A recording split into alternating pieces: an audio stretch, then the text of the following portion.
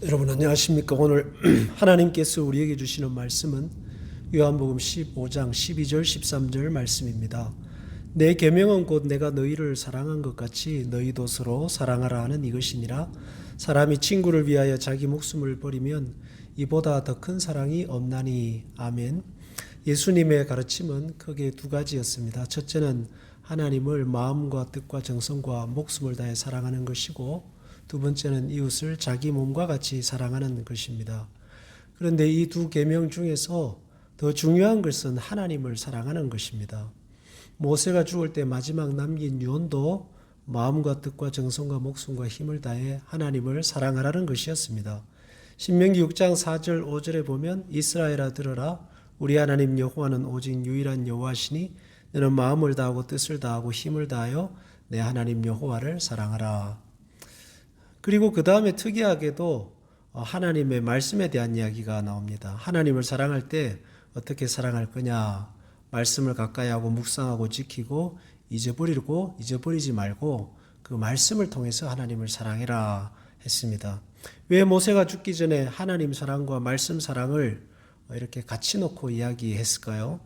다른 방법 다 써봤는데 그 길밖에는 방법이 없더라 하는 결론입니다. 모세만큼 하나님을 가까이 만난 사람이 누가 있을까요? 그 실체를 가장 가까이 보고 느끼고 체험했던 사람이 모세입니다. 가장 많은 음성을 들었고 신적 체험을 하고 어떤 경지랄까 깊이라면 깊이까지 내려갔던, 위로든지 아래로든지 그런 사람 중 한 명입니다. 근데 그런 사람이 하나님을 사랑하고 살아야 할 방법으로서 하나님 말씀 붙들고 살아라를 강조하고 있습니다. 성도의 힘은 하나님 말씀에 있습니다. 예수님도 사람이 떡으로 살지 않고 하나님의 말씀으로 산다고 말씀하셨습니다. 마태복음 4장 4절에 대답하여 이르시되 기록되었을 때 사람이 떡으로만 살 것이 아니요 하나님의 입으로부터 나오는 모든 말씀으로 살 것이라 하였느니라 하시니. 사람들은 사랑에 대한 이야기를 많이 합니다. 그렇지만 그 사랑이 결국에는 자기 중심으로 기울고 자기를 지키기 위한 곳으로 가기 때문에 진정한 사랑으로 가지 않게 됩니다. 길을 잃지 않는 사랑을 하려면 하나님의 말씀을 사랑하고 말씀을 묵상하고 말씀을 통해서 하나님을 사랑해야 됩니다. 모세가 이스라엘 백성을 이끌고 사랑을 품고 출애굽했습니다. 광야를 건너 가나안까지 가려고 했습니다. 무지 노력했습니다. 근데 힘들었습니다. 자기 누나도 형제들도 모세를 권위에 도전하고 백성들은 모세를 돌로 쳐 죽이려 했습니다. 사랑하고 섬겨서 돌아온 결과가 핍박과 고난입니다. 인간의 힘으로 그걸 견디고 나갈 방법은 없습니다. 어떻게 견디고 어떻게 갈 수 있을까요? 하나님 말씀을 묵상하고 하나님을 사랑할 때 사랑의 길을 잃지 않고 끝까지 가게 됩니다. 예수님이 제자들을 사랑하신 방법도 제자들의 요구를 다 들어줘서가 아닙니다. 예수님이 가야 할 길을 가심으로 제자들을 사랑하셨습니다. 제자들은 예수님이 십자가 지고 죽는 길을 막았습니다. 그러나 예수님은 그 손을 뿌리치고 그 길로 가셨습니다.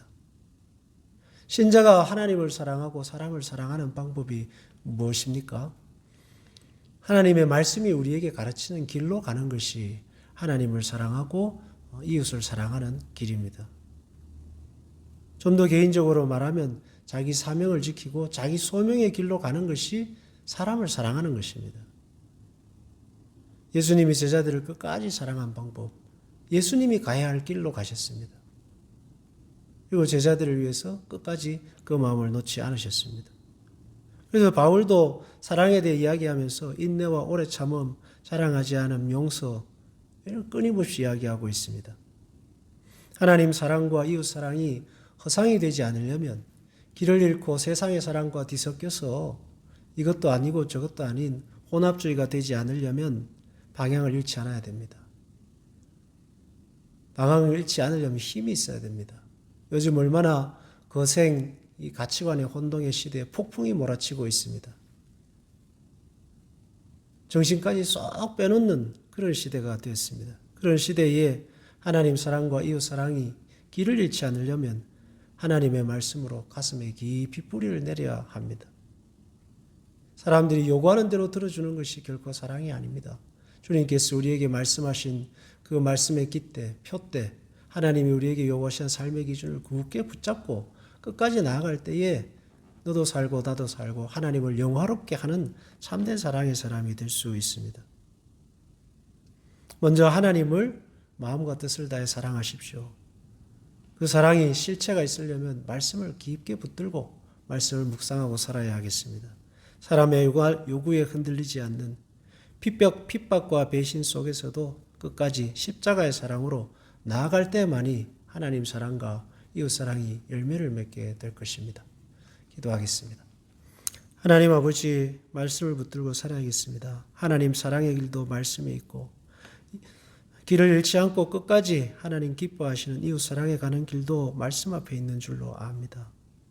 아버지 하나님, 우리의 심령 속에 성령의 충만함을 더하셔서 하나님이 기뻐하시는 하나님 사랑, 이웃 사랑으로 살아가게 해 주옵소서.